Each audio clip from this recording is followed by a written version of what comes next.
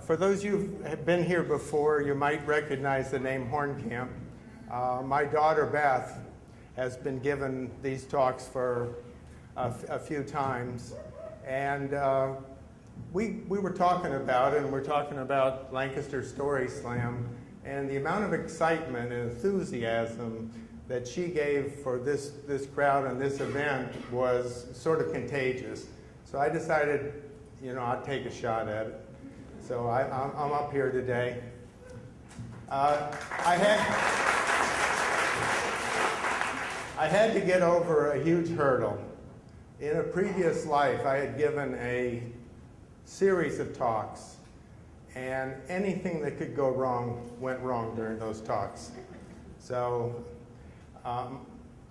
my odyssey began when I was an engineer at Bell Labs. My boss came in one day and said, "Jack, would you like to give some talks to our customers, some technical talks?" And I said, "Sure, that's fine." They're usually pretty easy. And he said, "Well, all of these are going to be on foreign soil."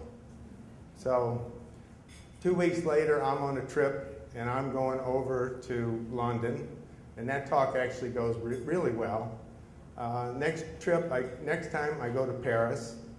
Now the French, being the French, they insisted that I give the talk in French. This is a 2-hour technical talk. I had 2 years of high school French, taught by precious blood nuns. We knew this was not going to work, so we hired an interpreter. Very simple in those days. I would talk for a couple minutes, the interpreter would talk for a couple minutes. Now, if you've ever stood in front of an audience of 50 people and not have anything to say for 3 minutes while somebody mumbled something in another language, you know it is very painful. So the first hurdle I had to get over with coming here tonight is I found out there was absolutely no requirement to have this thing translated into Pennsylvania Dutch. So next up, we go to Vienna. And I'm going to date myself here. On the way, somebody said, "There's this new program, it's called PowerPoint. Why don't we use that?" And I said, I'm 6 time zones away from my home and safety. I'm talking to a German audience. German's their language.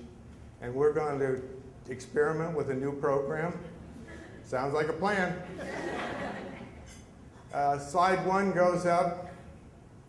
I do a little introduction. The translator does a little introduction. We go to slide 2. That program goes belly up.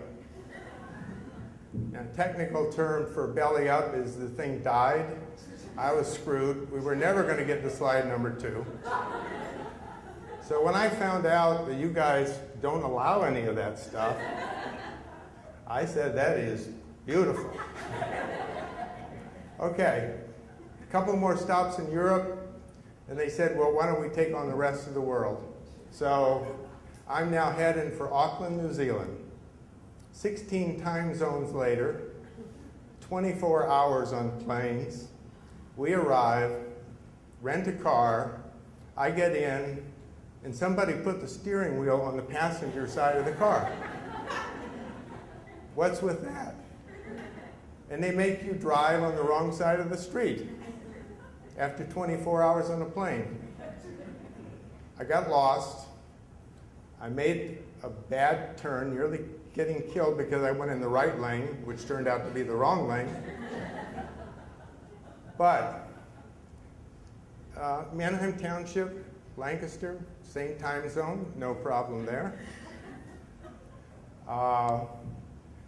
Basically, the worst case scenario would take me 2 hours to get here. And that's if I use Uber and they send Stoltzfus with a horse and buggy. So I figure I'm pretty safe there. I go on to Beijing.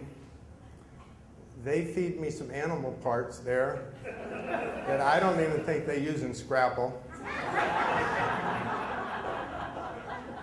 So we chanced it and we ate at the Himalayan Grill tonight, and I'm still okay. Next, we go to Tokyo. I'm in Tokyo. I just get done with my talk, and they have an earthquake. I'm on the third floor of this building, and it's swaying back and forth.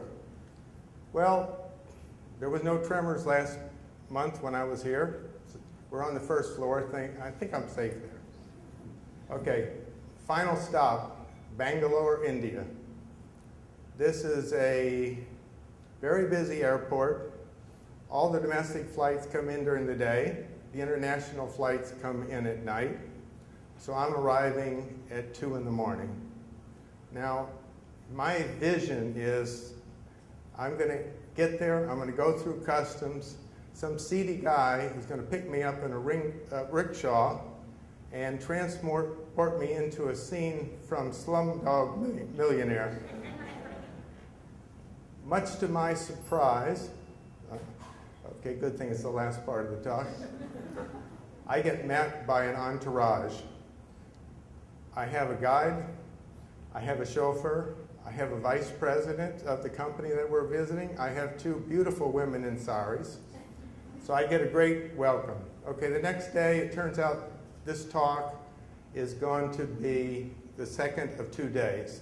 The first day, anybody who was important in marketing in the world was there giving a talk, and the keynote speaker was the Minister of Education for all of India, and he's talking about how important education is, technology, science, et cetera, and he says, please come back tomorrow, because we have a guy from Bell Labs coming. And if you're an engineer in India and you're educated there, you want to go to work at Bell Labs. And there were so many people, they said, working at Bell Labs, that if you threw a rock, you would hit them. I get up the next day. Anybody who was important the first day and wasn't there was there today, and so I'm the last speaker. I said, you've heard all these wonderful marketing talks. I'm not going to give you a marketing talk, I'm going to give you a technology talk. I don't know how to give a marketing talk. In fact, I, at Bell Labs one day, gave a marketing talk that was so bad, somebody threw a rock, missed me, and hit this Indian engineer that was standing next to me. I had 1,000 people laughing at that one, so it was a good ending. But since I'm outside my comfort zone, I'm not giving a technology talk today. I asked the sponsors, as you came in, you were discreetly scanned to make sure you had no concealed rocks. Thank you very much.